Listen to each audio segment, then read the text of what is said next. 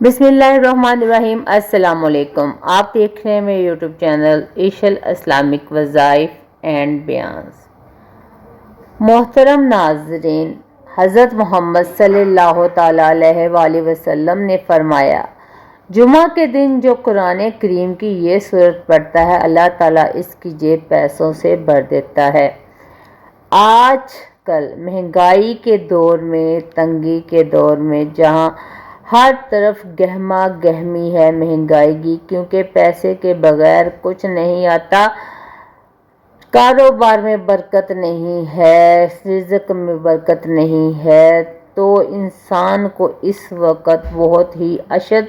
ज़रूरत है पैसे की। इंसान को चाहिए कि इंसानों से मांगने की बजाय अपने अल्लाह ताला से मांगे, जो कि वो ही देता है। तो मोहतरम नाज़रीन, टाइम को मद्देनज़र रखते हुए आज की वीडियो का हम आगाज़ करते हैं। जुम्मा के दिन जो कुरान पाक की ये सूरत पढ़ता है, अल्लाह ताला इसकी जेब पैसों से भर देता है। हज़रत मोहम्मद सल्लल्लाहु ताला अलैहि वसल्लम ने फरमाया,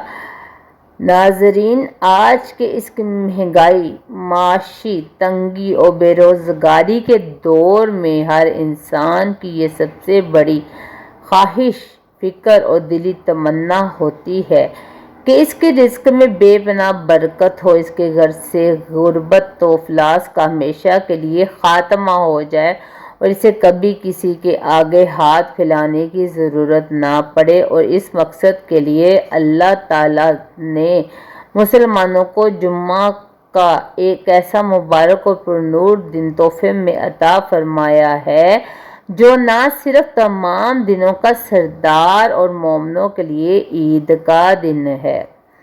बल्कि ये दिन गैबी खजानों के दरवाजे खुलने और रिज़्क़ की तंगी को हमेशा के लिए दूर करने का सबसे बड़ा और बेहतरीन ज़रिया है, क्योंकि इस दिन अर्श इलाही से रहमतें और बरकतें मूसलाधार बारिश की तरह बरस रही होती हैं। चुनाचे प्यारे नबी करीम सल्लल्लाहु अलैहि वसल्लम का फरमाने आलीशान है कि जुम्मा के दिन, इस बाबरकत दिन में कुरान मजीद की एक ख़ास और जलीलुल क़द्र सूरत की तिलावत करने वाले बंदे पर अल्लाह रब्बुल इज़्ज़त इस कदर मेहरबान और राज़ी होता है कि गैब से इसके लिए दौलत और माल के असबाब के ऐसे दरवाज़े खोल देता है कि इसकी जेब और घर पैसों और रिज़्क़ की बरकत से भर जाते हैं और इसकी नस्लों से भी कभी तंगी का नामो निशान नहीं रहता, क्योंकि कुरान पाक की इस मुबारक सूरत के अल्फाज और आयात में अल्लाह पाक ने रिज़्क़ की फरमानी, कारोबार में बेपनाह तरक्की, कर्ज़ों से नजात और गैबी मदद के ऐसे अनमोल ताकतवर ख़जाने छुपा रखे हैं, जो पढ़ने वाली की तकदीर को दिनों में बदल के रख देते हैं। लिहाजा जितने भी लोग इस वक्त माली परेशानियों का शिकार है, जिनके सर पर कर्ज का बोझ है या जिनके कारोबार बंद हो चुके हैं, इन्हें चाहिए कि वो जुम्मा के दिन इस मुक़द्दस दिन की फजीलत को बिल्कुल ज़ाया ना करें और पूरे यकीन कामल ईमान और दिल की गहराइयों के साथ सूरत की तिलावत को अपनी ज़िंदगी का लाजमी हिस्सा बना लें, क्योंकि ये मुबारक अमल इंसान को दुनियावी तफक्कुरात से आज़ाद करके अल्लाह की गैबी रहमतों का हकदार बना देता है,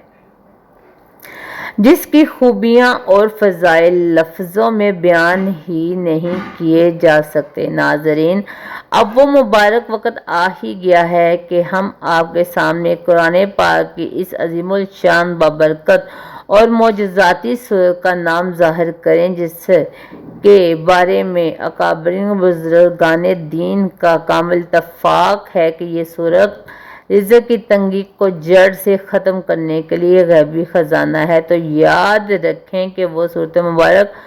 कुरान पाक کی 27ویں پارے میں موجود صورت واقعہ ہے، کیونکہ ویسے تو یہ وہ عظیم و شان صورت ہے جسے روزانہ مغرب کی نماز کے بعد پڑھا جاتا ہے، اور پیارے نبی پاک صلی اللہ علیہ وآلہ وسلم نے اس کی تاکید فرمائی ہے۔ لیکن اگر آپ اپنی گناہوں، مصروفیات اور یا وقت کی کمی کی وجہ سے اسے روزانہ مغرب کے بعد نہیں پڑھ سکتے تو آپ نے بالکل بھی پریشان نہیں ہونا، کیونکہ اگر آپ روزانہ نہیں پڑھ سکتے تو صرف جمعہ کے دن بھی اس کی تلاوت کا خاص اہتمام کر لیں تو یہ آپ کے لیے بہت زیادہ افضل اور بہتر ہے، کیونکہ جمعہ کا دن کوئی عام دن نہیں بلکہ یہ تمام دنوں کا سردار اور مومنوں کے لیے عید کا دن ہے، جس میں اللہ پاک کی رحمتیں اور غیبی خزانے عام دنوں کی نسبت دگنی رفتار سے بٹ رہے ہوتے ہیں، اور اسی لیے ہمارے خانقاہوں کے بزرگان، اولیاء اور سیف الصالحین کا یہ معمول تھا کہ وہ اپنے گھروں اور آستانوں اور رزق کی فراوانی اور فقر و فاقہ سے بچنے کے لیے جمعہ کے دن اس صورت کا ناغہ کبھی نہیں کرتے تھے، جبکہ احادیث مبارکہ کی روشنی میں بھی اس صورت کے فضائل بے شمار ہیں۔ چنانچہ نبی پاک صلی اللہ علیہ وآلہ وسلم کا فرمان عالی شان ہے، جو شخص ہر رات صورت واقعہ پڑھنے کا معمول بنا لے تو اسے زندگی میں کبھی بھی فقر و فاقہ یعنی غربت و محتاجی کا سامنا نہیں کرنا پڑے گا۔ تو محترم ناظرین، جمعہ کے دن بھی خاص طور پر فجر کی نماز کے بعد یا پھر عصر کی نماز کے بعد مصلی پر بیٹھ کر سب سے پہلے نہایت عاجزی کے ساتھ 11 مرتبہ درود ابراہیمی پڑھیں، اور اس کے بعد پورے دھیان، دل یکسوئی کے ساتھ ایک مرتبہ سورۃ واقعہ کی تلاوت کریں، اور اگر آپ خود نہیں پڑھ جانتے تو موبائل اور اس کی تلاوت چلا کر پورے کان لگا کر محبت سے سن سکتے ہیں،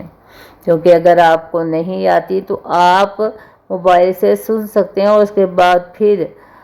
درود ابراہیمی پڑھ کر اپنے ہاتھوں کو اللہ کی بارگاہ میں اٹھا کر رو رو کر اپنی رزق کی تنگی، کاروبار کی بندش، قرضوں سے نجات کے لیے غیبی مدد کی دعا مانگیں، اور اس کے بعد اپنے بٹوے جیب کر کے راشن الماری پر ہلکا سا دم کر دے۔ اس عمل کی برکت سے اللہ پاک آپ کے گھر میں خیر اور برکت ایسے دروازے کھول دے گا کہ آپ کی جیب اور گھر پیسوں اور حلال رزق کی برکت سے بچ جائیں گی،